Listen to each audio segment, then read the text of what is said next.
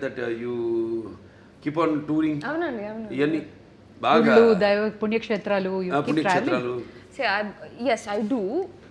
But more than that, my sadhana is a very different journey. So I learned Kashmiri Shaivism. So that learning is there on తో మీ life లో కూడా శివుడు ఉన్నాడు 100%. That's what brought you here in to this project Yeah, that's for me.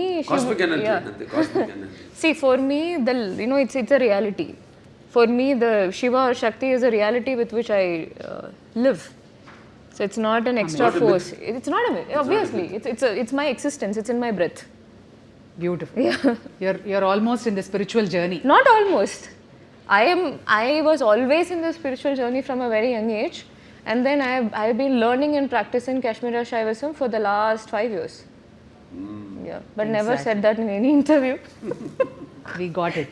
Today, the last interview, I Om just Namah said. Shivaya. Shivudu only made us get that out. అంతే అంతే okay Bala sir నా అసలు అఖండ తాండవానికి కథ ఎంచుకోవడానికి కారణం ఏంటి? అంటే ముఖ్యంగా ఈవిడ హర్షాలి పాత్ర ఆ సినిమాలో ఉండిపోయింది. దాంట్లో చివరిలో అంటాను నేను మీకు ఎప్పుడు ఎటువంటి అవసరాలున్నా నన్ను ఒకసారి తలుచుకో, నేను నీ ముందు ప్రత్యక్షం అవుతాను అలా అంటాడు. అది ముందుగా మాకు అది ఒక తీగ లాగితే డొంక కదిలింది అన్నట్టు ఆ పాత్ర లాగితే మొత్తం కథ అంతా వచ్చేసింది మాకు. సెకండ్ పార్ట్ తీయడానికి కనెక్షన్ ఉండాలి కదా, ఏదో దీనికి దానికి కనెక్షన్ ఉండాలి.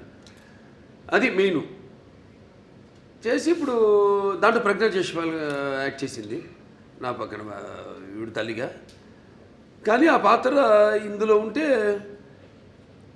ఏం చేస్తుంది అన్నది పాత్ర ఊరికే పక్కన నిలబడి ఉండడం కాదు కదా, దాంట్లో ఎంత గొప్ప క్యారెక్టర్ అది, ఎంత ఉదాత్తమైన పాత్ర, ఎంతో అద్భుతమైన పాత్ర, చాలా బాగా బ్రహ్మాండంగా చేసింది ఆవిడ, న్యాయం చేసింది ఆ పాత్రకి. ఆ పాత్ర ఇప్పుడు ఈ సినిమాలో ఏం చేస్తుంది మనం ఆలోచించాం అంతే. అంటే మేము చెప్పా కదా, నేను ఎక్కువ ఆలోచించాలి ఎక్కువ ఉండదు. ఆ పాత్ర ఏమవుతుందని ఆలోచించి ఫోటో కట్టేసాం, దండేసేసి కాల ప్రవాహంలో శివకి అయిపోయింది, లింగ ఎక్కువ అయిపోయింది. లేకపోతే సినిమా నిడివి ఏదైతే మన కోలమానం ఉంటుందో సినిమా ఎంతసేపు మనం కూర్చోబెట్టాలి, జనాన్ని అన్నది ఇంపార్టెంట్. ఇవాళ చూస్తున్నాం 3 గంటలు దాటి సినిమాలు, కథ ఉంటుంది కానీ ఒక చిన్న పాయింట్ దాన్ని 3 గంటల పైన సినిమాలు ఏంటో అర్థం కాదు. మేము ఇప్పటికి ఇంత పెద్ద సినిమా తీసి, పెద్ద సినిమా అంటే ఎక్స్పెక్టేషన్. ఇప్పుడు దాంట్లో ఎందుకు పెద్ద అంటున్నానంటే అఖండ మొదటి భాగం విడుదలైంది కోవిడ్ టైంలో, పాండమిక్ టైంలో. ఇప్పుడు ఎవరికి ధైర్య సాహసాలు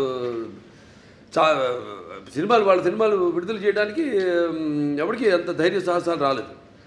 చూస్తారా అసలు జనం బయటకు వస్తారా, ఆ మూడ్లో వచ్చి చూస్తారా అన్న ఒక భయం, ఒక ధైర్యం లేక అప్పుడు మేము ఈశ్వరుడి మీద భారం వేసి సినిమాని రిలీజ్ చేయడం జరిగింది. అఖండమైన విజయం సాధించింది. అలాగే ఈ సినిమా తర్వాత మిగతా సినిమాలన్నీ రిలీజ్ అయినాయి. మన తెలుగులో కానివ్వండి, బాలీవుడ్ కానివ్వండి, టాలీవుడ్ కానివ్వండి, కాలీవుడ్ కానివ్వండి, ఏది ఎక్కడన్నా మనకి ఈ సినిమా రిలీజ్ అయిన తర్వాత. సో అదొక నమ్మకం మాకు. సో ఈ సినిమాలో మీ పాత్ర ఉంది కాబట్టి ఈ నిడివి అన్నది ఒక చాలా ఇంపార్టెంట్. నాకు మామూలు సినిమాల కంటే కొంచెం పెట్టుకుంటా